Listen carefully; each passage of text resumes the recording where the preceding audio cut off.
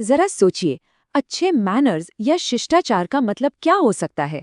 शायद जबरदस्ती खाना खिलाना, जोर जोर से आशीर्वाद देना, या फिर एक ऐसी बाय बाय जो कभी खत्म ही ना हो। सुनने में अजीब लगता है ना? तो चलिए आज इसी मजेदार दुनिया में चलते हैं। क्या हो अगर तमीज से पेश आने का मतलब ही हंगामा करना हो, जोर जोर से बातें करना और एक ऐसी प्लेट सामने रखना जो मतलब फिजिक्स के सारे नियम तोड़ दे। हमारी कहानी कुछ ऐसी ही है और ये शुरू होती है एक आम से भारतीय घर के दरवाजे पर। तो सबसे पहले बात करते हैं मेहमान नवाजी के कानून की। ये भारतीय घरों का समझिए पहला अलिखित नियम है। और देखिए, ये कोई मामूली कानून नहीं है। ये तो एक तरह की नेगोशिएशन की शुरुआत है, जहां कोई अगर नहीं शुक्रिया कह दे तो उसका असली मतलब होता है अच्छा थोड़ा और मनाओ। हाँ, मतलब इस पवित्र कोड के हिसाब से अगर कोई मेहमान मना कर रहा है तो वो तो बस एक पोलाइट सुझाव है, सच नहीं। मेजबान का तो असली और पहला काम ही यही है कि वो इतनी देखभाल करे, इतना खिलाए कि सामने वाला बेचारा ना बोल ही ना पाए। चलिए इसको एक कहानी से समझते हैं। एक कैरेक्टर है राज। बेचारा अपना संडे एंजॉय कर रहा है, शांति से चाय पी रहा है, किताब पढ़ रहा है, और तभी दरवाजे पर घंटी बजती है। और ये कोई ऐसी वैसी घंटी नहीं, ये शांति भंग करने वाली घंटी है। कौन आया है? शर्मा आंटी। और बस आंटी के आते ही स्वागत का पूरा रिचुअल शुरू। राज को अपनी कुर्सी छोड़नी पड़ती है, चाय नाश्ता ऑफर करना पड़ता है, और आंटी बैठते ही क्या देखती है कि राज कितना दुबला हो गया है, और बस अपने टपरवेयर से 3 समोसे निकालकर उसकी प्लेट में। ये सब पलक झपकते ही हो जाता है। पर रुकिए, ये समोसे तो सिर्फ ट्रेलर थे। असली फिल्म तो अब शुरू होगी, खाने की मेज पर। यहीं पर मेहमान नवाजी का ये कानून अपने असली रूप में आता है, और देखते ही देखते राज की प्लेट एक पहाड़ में बदल जाती है। और यहाँ तो कम्युनिकेशन का मतलब ही कुछ और है। जब राज कहता है अरे बस बस, तो उसकी माँ के कानों तक क्या पहुँचता है? मेरे प्यारे बेटे को और खाना चाहिए, ताकि उसे लगे कि हम उससे कितना प्यार करते हैं। जब वो कहता है मेरी प्लेट भरी है, तो उन्हें सुनाई देता है अरे अभी भी चावल के एक और चम्मच के लिए जरा सी जगह तो है। ये वो भाषा है जो शब्दों से नहीं बल्कि करछूल से बोली जाती है। अच्छा, तो पेट तो भर गया, मतलब जरूरत से ज्यादा ही भर गया। अब आता है दूसरा नियम, सम्मान की संहिता। और यहाँ एक बात साफ है, सम्मान सिर्फ महसूस करने की चीज नहीं है, उसे दिखाना भी पड़ता है। और ऐसा दिखाना पड़ता है कि सब देखें। मतलब ये एक ऐसा अनकहा नियम है जो कहता है कि बड़ों के लिए इज्जत कुछ खास तरीकों से फिजिकली दिखानी पड़ती है, सबके सामने, यहाँ तक कि एक प्राइवेट फोन कॉल पर भी।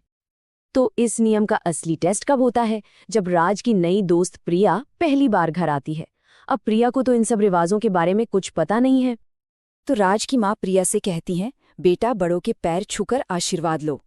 अब बेचारी प्रिया, वो थोड़ा सा झुकती है, पर उसे ठीक से पता नहीं कि करना क्या है। और पैर छूने के चक्कर में वो गलती से शर्मा आंटी का घुटना थपथपा देती है। सोचिए क्या हुआ होगा।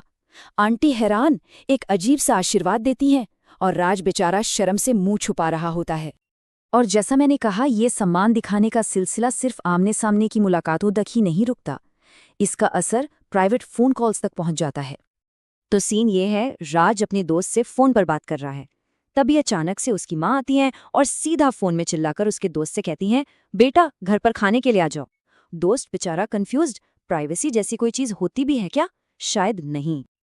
चलिए, तो मेहमान नवाजी हो गई, सम्मान भी दिखा दिया, अब क्या बचा? बस मेहमान को विदा करना। सुनने में तो बड़ा सिंपल लगता है ना? गलत। यहाँ विदाई कोई 100 मीटर की दौड़ नहीं है, ये एक पूरी की पूरी मैराथन है। इसे कहते हैं कभी ना खत्म होने वाली विदाई की कला। ये एक बहुत ही कॉम्प्लेक्स कई स्टेज वाला रिचुअल है। इसका मकसद क्या है? लंबी लंबी बातें करके, बार बार बाय बाय बोलकर, और असल में घर से न निकलकर सोशल बॉन्डिंग को और मजबूत करना। तो वापस आते हैं शर्मा आंटी पर। अंदाजा लगाइए, उन्हें घर के दरवाजे से निकल कर जाने में कितना टाइम लगा होगा? 5 मिनट, 10 मिनट? नहीं, पूरे 45 मिनट। जी हाँ, 45 मिनट्स, सिर्फ बाय बोलने के लिए। और मजे की बात यह है कि इन 45 मिनटों में अच्छा अब चलते हैं या ओके बाय जैसा कुछ कितनी बार बोला गया होगा? कम से कम 20 बार।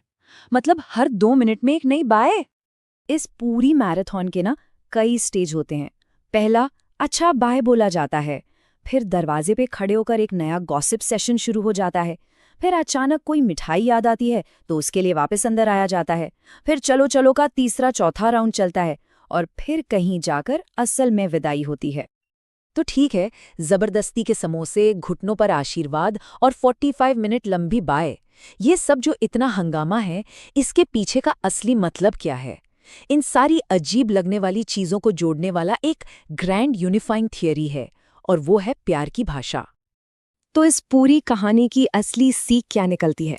हमने देखा कि कैसे खाना खिलाया जाता है, कैसे इज्जत दिखाई जाती है और कैसे अलविदा कहा जाता है। तो क्या ये सब सिर्फ अजीब रिवाज है? नहीं, इसका असली मतलब ये है कि भारत में शिष्टाचार का मतलब सिर्फ विनम्र होना नहीं होता। इसका मतलब है खिलाना, आशीर्वाद देना, चिल्लाना और प्यार जताना, सब कुछ एक साथ एक ही समय पर। ये सारा हंगामा, ये सारा शोर असल में प्यार और अपनेपन को जताने का एक तरीका है। ये प्यार की एक ऐसी भाषा है जो शोर में ही सबसे साफ सुनाई देती है। तो अब सोचने वाली बात यह है कि हर किसी की अपनी दुनिया में, अपने परिवार में प्यार और अपनेपन के ऐसे कौन से अलिखित नियम होते हैं? शायद हम सब के यहाँ हर हंगामे के पीछे कोई बहुत गहरा मतलब छिपा होता है ना?